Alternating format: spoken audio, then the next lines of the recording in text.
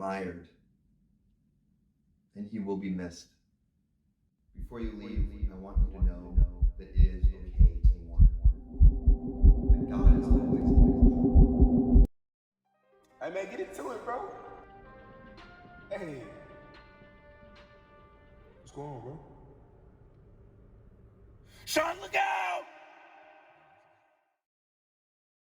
Have you ever had Such a heartbreaking short, and everything about it really helped tell the story about this young man's grief and mourning of a loved one.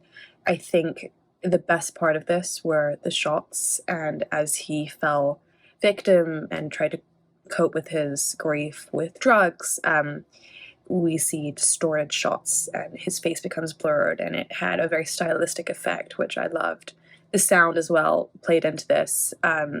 What sounds became muffled as his brain gets muffled, and all the actors gave a really, really great performance. And I think the addition of suicide stats and how that, reflects his experience was a great think piece, but it didn't feel didactic in any way. It felt apt, and it was really well done.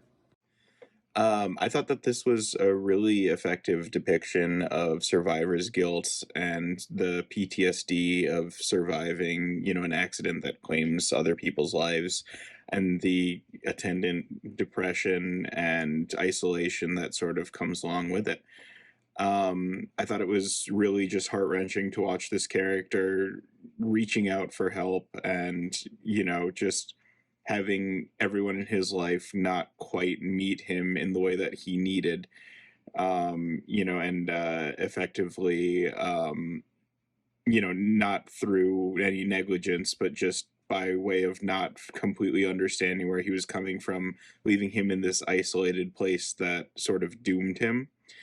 I thought that the effects in particular that, made everything feel sort of surreal and almost like this fantasy world, I thought really, really worked well and made this feel like a really hard hitting and just very deeply affecting piece. I really enjoyed the surreal, kind of dreamlike sequences in this film as we flashed forwards and backwards to reveal the tragic death of, his friend and what happened in the aftermath of this tragedy. I thought the distortion of the film was really great to illustrate, his disordered mental state at the time, and I loved the sound design, like the news headlines surrounding his friend's death, kind of overlaid with him flipping through social media stories about it, and how it just created this feeling of like being overwhelmed, really, really tangibly through the sound design. Overall, I just loved, just how grounded and honest this film felt, and just how raw it felt to kind of see Jordan going through, what he was going through with his friend's death in this. I thought was just, captured and executed really, really well. The actor playing the lead gives an incredible performance, showing his sadness and guilt. The camera work is quite notable, often blurring his face and other images as he becomes more drugged.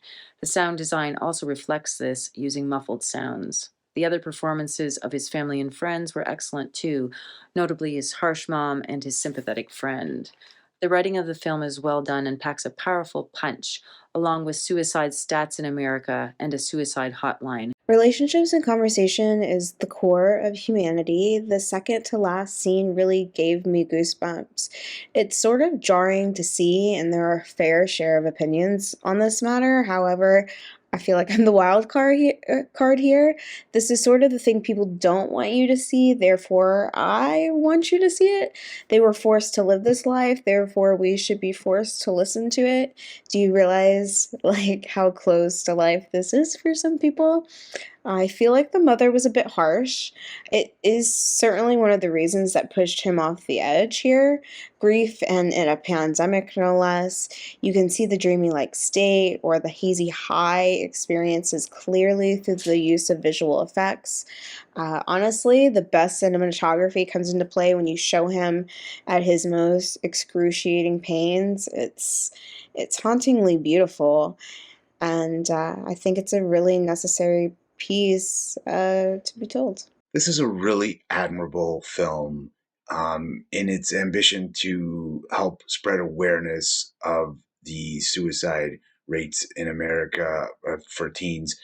It's an important issue. So for that reason alone, I'm glad this film exists, because the more eyeballs we have and the more awareness we have to the issue, the more people are likely to get help. Losing a friend, something that's always hard for anyone. For a teenager, especially during lockdowns, it had to be 10 times harder, especially when they felt like they were at fault. And this film showed that. It showed that this boy wasn't processing his friend's death, and that his mom was frustrated because he wouldn't talk. I mean, I'm sure she knew he was grieving his friend and wanted to help, but it's hard to do that when he won't talk. He just resorts to drugs.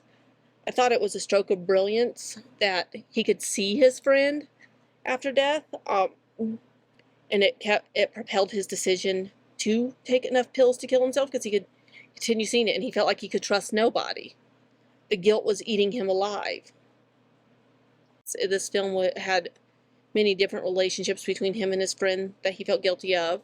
The new girl he didn't realize he could trust, but she was doing what a real friend did. She called for help when he passed out.